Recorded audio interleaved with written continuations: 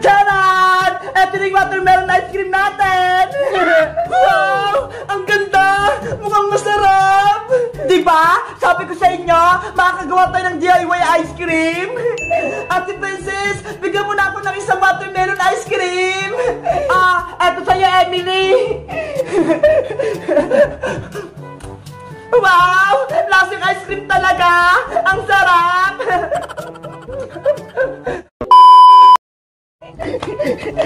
Nandiyan kaya si Bebang sa bahay nila. Gagawa kami ng watermelon ice cream. Bebang! Bebang! Hala! Sa Ate Princess yun nasa labas. Bakit kaya? Bebang! May bibigay ako sa'yo pagkain! Buksan mo tong pinto! May pagkain daw, Ate Bebang! Tamang-tama! Gusto ko magmerienda! Sige, bubuksan ko yung pinto!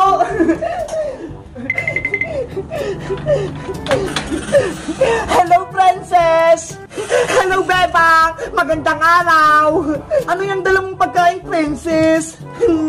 Meron akong pakwan na dala. Binili ni nanay sa palengke. Naisipan ko na bigyan kita kasi may kasalanan ako sa'yo kahapon eh. Naku, nag-abala ka pa, Princess. Sa'yo na lang yan. Sige na, kunin mo na. Kasi gusto kong gumawa ng watermelon ice cream eh. Kaso, wala kaming rad sa bahay eh. Kaya, dito na lang natin gawin. Gagawa tayo ng watermelon ice cream, Ate Princess. Sige, gusto ko yun. Kita mo, pati si Emily gusto ng ice cream. Kaya kunin mo na to, Bebang. Sige na nga, gagawa tayo ng watermelon ice cream para matikman natin. Yay! Gagawa kami ng ice cream. Pasok ka na rito sa loob, Princess. Bebang, alam mo ba, mabilis lang gumawa ng watermelon ice cream. Kailangan lang natin ng stick, dustmill, tsaka watermelon. Ikaw na lang kaya gumawa ng watermelon ice cream para manood kami ni Emily. Okay, ihanda ko lang yung mga gagamitin ko. Meron ako ditong pakwan, dustmill, stick, tsaka panghiwa, tsaka itong mga lalagyan. Konti lang pala kailangan para gumawa ng watermelon ice cream. Sisimulan ko na ha. Hiwain ko lang itong pakwan.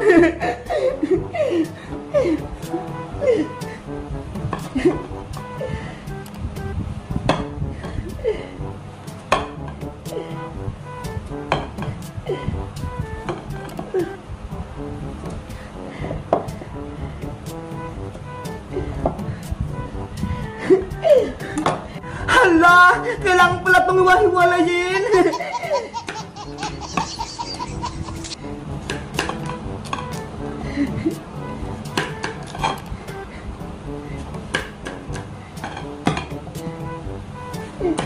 Kapag gumamit ng kutsilyo, dahan-dahan lang ah!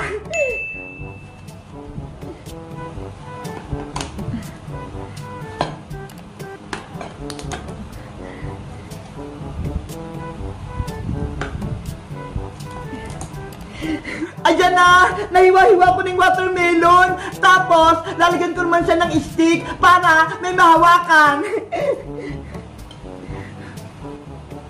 Yahoo! Ako rin tutusok! Ako rin!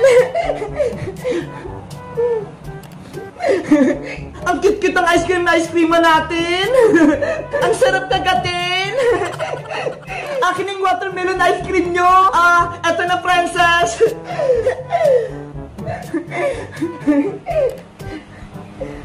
Tapos, ibuhusan mo natin itong dustbin dito sa may lalagyan.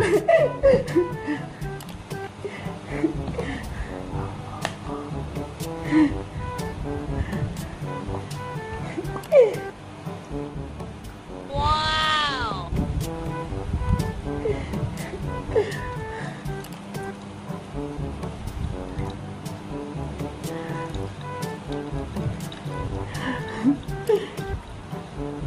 Anong gagawin mo dyan sa Dutch Mill, Princess? Dito natin ibababad yung pakwan para tumamis ito.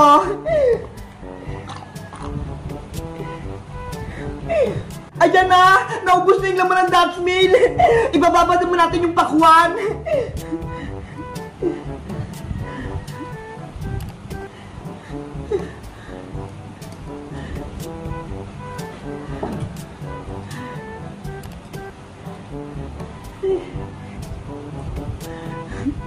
Mukha nang masarap, kahit hindi pa tapos. Kapag kumapit na yung Dutch Mill sa pakwan, pwede rin natin siyang ilagay sa freezer para tumigas.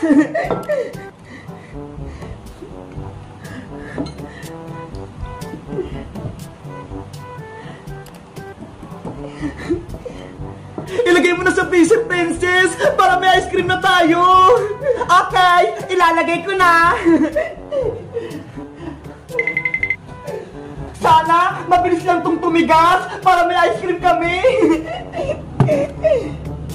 Excited na ako makakain ng watermelon ice cream. Magantay lang tayo ng 1 oras para tumigas yung ice cream. 1 hour later. Ang tagal-tagal naman lumamig. Princess, 1 oras din nakalipas. Panigurado matigas na yung ice cream natin. Yay! Makakatin na tayo ng ice cream. Bubuksan ko na itong red nyo, Bebang, ha? Wow! Charan! Eto na yung watermelon ice cream natin!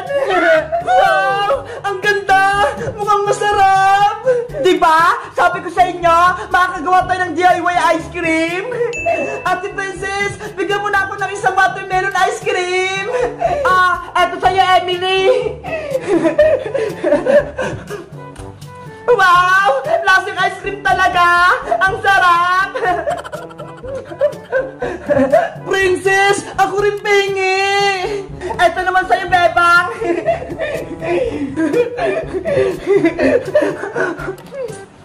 Ang tamis! Ang lamig! Tapos ang sarap-sarap pa!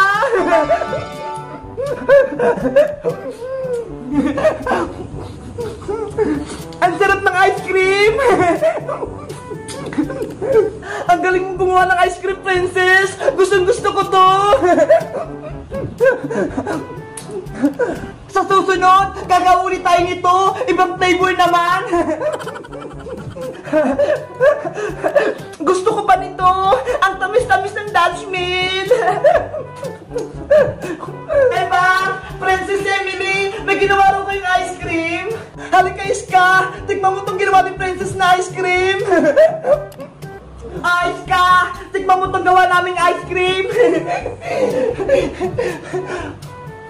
Wow! Lasang ice cream nga! Ang sarap! Yahoo! Princess, bukas, gagawa rin tayo ng DIY Slurpee, ha? Okay, Bebang! Kayo guys, gusto nyo rin ba nito? Mag-comment lang kayo! Bye!